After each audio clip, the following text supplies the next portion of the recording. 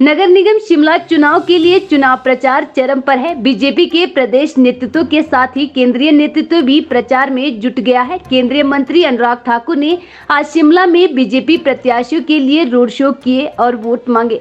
इस दौरान कांग्रेस के प्रदेश सरकार व राष्ट्रीय नेतृत्व पर निशाना साधा है। अनुराग ठाकुर ने कहा कि 4 महीने में ही सुक्खू सरकार गारंटी से पीछे हट गई है, इसलिए एमसी चुनाव में नहीं दी कोई गारंटी। इस बार केवल वादे और इरादे, लेकिन इरादे भी नेक नहीं। जनता वोट की चोट करेगी। जनता का मोह भंग हो गया है। 5 महीने में 6000 करोड़ का कर्ज ले लिया है। महिलाओं को 1500 रुपए महीने का इंतजार है। उनकी सारी फेल हो गई। 5 महीने में इस सरकार की हालत है कि शिमला कॉर्पोरेशन के चुनाव पे कोई गारंटी देने के लिए तैयार नहीं हुए। इससे बड़ा फेस लॉस किसी पार्टी और सरकार के लिए क्या हो सकता है कि 5 महीने के अंदर गारंटियां फेल हो जाए। अब कहते वादे, लेकिन नेक नहीं इनके इरादे। और जनता बहुत समझदार है, वोट की ऐसी चोट देगी कि इनको याद आएगी कि भाई अब तो 2 रुपए किलो गोबर खरीदना पड़ेगा, 100 रुपए किलो दूध खरीदना पड़ेगा। सेब वालों से वायदा किया था अपना दाम स्वयं तय कर ले, वो करना पड़ेगा। 1500 रुपये महिलाएं थक गई। मैं प्रतिभा जी से पूछने वाला था 7500 रुपये आए खाते में कि नहीं आए, पर नहीं आए। प्रतिभा जी क्या करना है, किसी बहन से पूछिए, किसी मातृशक्ति से पूछिए किसके खाते में आए। इसलिए इनके लिए मुश्किल है ये चुनाव। जनता के बीच में क्या कह कर जाएंगे। दबाव बना रहे हैं सरकारी, जो बनाना है इनको, कर्मचारियों के ऊपर, बाकियों के ऊपर, अधिकारियों के माध्यम से। लेकिन जनता का मोह 5 महीने में भंग हो गया।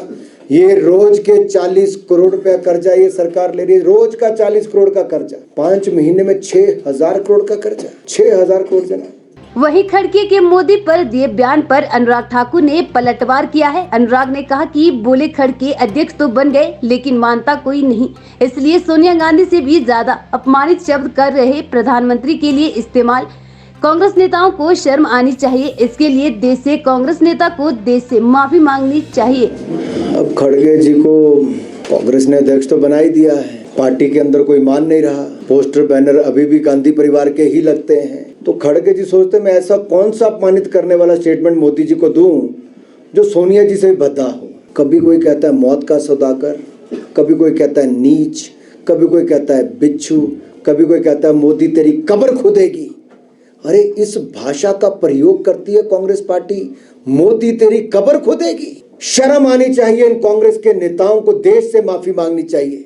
जिस देश की जनता ने 1 बार नहीं 2 बार पूर्ण बहुमत से नरेंद्र मोदी जी की सरकार को चुना, दुनिया भर में 3 साल से लगातार सर्वेक्षण हो रहे, सब सर्वाधिक लोकप्रिय नेता के रूप में नरेंद्र मोदी जी चुने जा रहे हैं।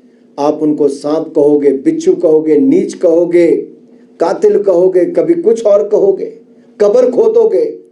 कांग्रेस वालों, जिसकी जो खोदोगे वो तुम्हारे लिए ही होने वाला है। एक के बाद दूसरा चुनाव आप हार रहे हो। आपके नेता विदेशों में जाकर विदेशी ताकतों के साथ, विदेशी चैनल्स के साथ, विदेशी एजेंसियों के साथ भारतीय लोकतंत्र के खिलाफ षड्यंत्र रचते हैं, उनका मदद मांगते हैं, और फिर आप देश के सबसे लोकप्रिय नेता को अपमानित करने का काम करते हैं। आप चुनाव नहीं जीत सकते तो कम से कम अभद्र भाषा का प्रयोग करना तो बंद करें। शायद कांग्रेस की हालत वो हो गई जो बिन पानी मछली की होती है, वो तड़प रहे हैं सत्ता के बिना, और तभी तो ऐसे शब्दों का प्रयोग हो रहा है।